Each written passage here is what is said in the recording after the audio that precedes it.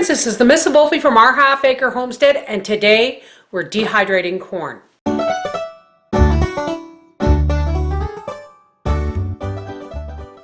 Now, a couple of nights ago, Papa and I had some wonderful corn on the cob from the freezer. And we had a couple of cobs left over. But not just that. I had a bag of frozen corn in the freezer that I had bought for my salsa, but I had bought too much. And being as we have corn on the cob in the freezer, why would I keep niblet corn in the freezer, right? First things first, I took the bag of frozen niblets corn and I put it in the strainer and I ran warm water over it until it no longer really stuck together. So first things first, I'm going to start putting this on trays. Now I use the regular trays, but I also use the mesh because when these shrink up really good. Now the beautiful thing about dehydrating frozen vegetables is they're already blanched, folks. If you find a sale on frozen vegetables, all you have to do is bring them home, put them in a strainer, run them under warm water, and they're ready for dehydrating. No blanching needed. So that's really cool. And there's a lot of, soups and stuff. You guys have seen me make soups and stuff, and there's sometimes when you want corn in your soup, you don't want to have to thaw out a cob from the freezer and then cut it off and put it in your soup. So this is ideal. So now let's work on our cob corn. Now again, this is really handy. The other night we thought we wanted a cob of corn each, or 2 cobs of corn each, but we didn't. So these got cooked and they've been sitting in the fridge.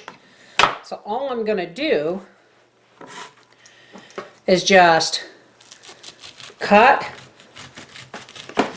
My friend Noreen from Noreen's Kitchen has this great method that she does when she's taking a lot of corn off the cob.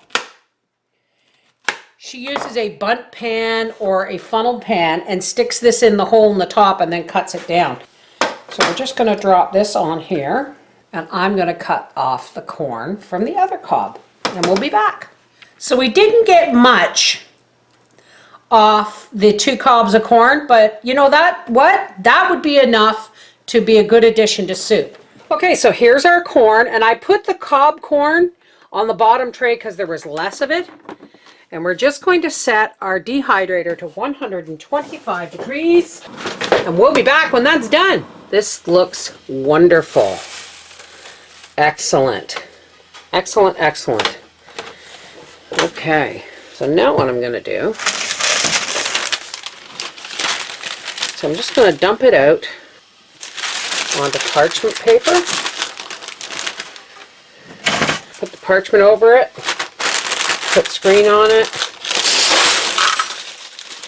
Oh, that didn't work at all well however I expected. Okay, let's try that again. Yeah, that works a lot better, folks. Don't try and get fancy.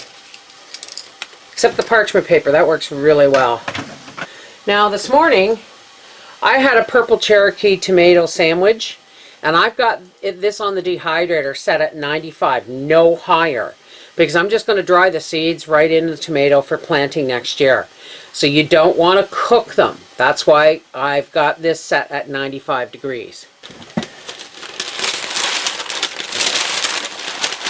They really didn't shrink up as much as you would think they would have, but it's still a space saver. Get this into the quart jar. Whoa, I'm spilling stuff everywhere. Really should wait and have my cup of tea before I attempt stuff like this. A whole quart of dehydrated corn for soups and casseroles this winter. This is the Miss Wolfie from our half-acre homestead saying, if you don't have a farmer's market, or you don't have a lot of time to do peeling, blanching, and then dehydrating, Go to the grocery store, and when you get mixed vegetables and frozen vegetables on sale, run them under warm water and dehydrate them. It's that simple. Take care. God bless.